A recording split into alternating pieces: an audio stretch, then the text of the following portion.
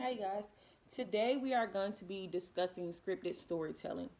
I want to start by saying that scripted storytelling is not the same as a read aloud or a regular, storybook reading because a lot of people might think that it is, but it's not. Scripted storybook telling is used to teach children how to interact and how to cope with different social situations and different environments. So it basically teaches children different cues and different expectations for different environments and just helps them kind of learn to better adjust to environments that they aren't familiar with or different situations that they aren't familiar with. A lot of children struggle with attachment issues, different emotional issues, different social issues. So this kind of helps them learn how to adjust and how to go about dealing with different situations and being in these situations. Before I read you guys an example of a scripted story, I'm gonna tell you a few things about writing an actual scripted story or reciting one of your own, because you don't have to read one physically and you don't have to, make your own. You can kind of mix it up a little bit. What I would suggest is using a Velcro board and doing it going in a line and telling the story. So you would use pictures to tell the story, and or you can use finger puppets or hand puppets, whatever you prefer, to kind of tell the story. But you want to make sure that you're focusing on the child's mood and how the child is feeling, and what's going on with the child. You want to make sure that that scripted story is focusing on that. So it should be a problem and it should be a solution. There are three things that you need for a scripted story. You need a descriptive sentence, a perspective sentence, and a directive sentence.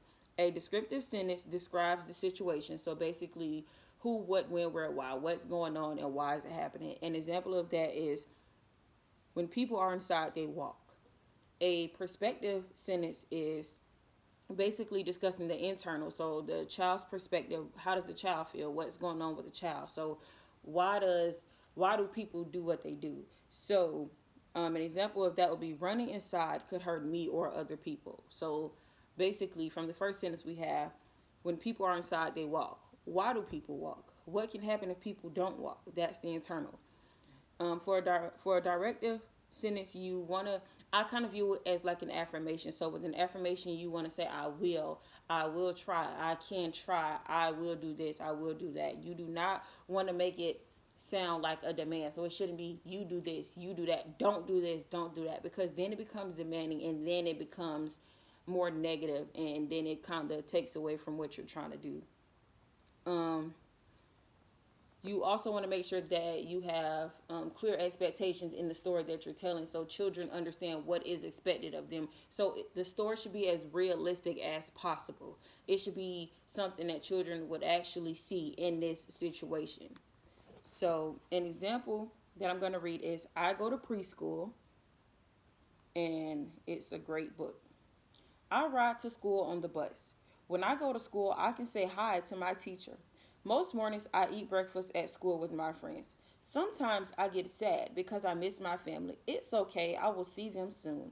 My family is busy at work, school, or home. I can have fun playing at my school. On sunny days, we usually play outside. I can ride a trike. We sometimes play ball. I can play in the sandbox. I love swinging and running. Sometimes we play bubbles. I can try to go party like a big kid. Then I wash and dry my hands. We do lots of fun things at school. We sing with the teacher and listen to stories. We play house, dress up, instruments, and puzzles. I can do a lot of fun things in the block area. I can build with blocks, Legos, and letters. I can also play with trains, cars, and trucks. At art, sometimes I play with Play Doh. I also like coloring and painting pictures. My friends and I eat lunch. I can bring I can bring something special from home to sleep with at school. Then I try real hard to nap nicely. My friends nap nicely too. I also eat snacks with my friends. Sometimes I get sad because I miss my family. It's okay, I will see them soon. My teacher helps me feel better. She tells me that the bus will come soon to take me home. I can have fun playing at school. My dad would always pick me up at the bus stop. Everyone is happy when I play and have fun at school. And this story is about a child who is having some attachment issues, and it also tells you basically the expectation of what the child is doing at school and how the classroom is going to be run, and it just shows how the teacher is making this child feel more welcome and making them feel better about being at school, and telling them that basically don't worry because you're going to go home soon. And so you kind of, when you're doing your scripted stories, you want to make sure that there is a problem and there's also a solution. Thank you.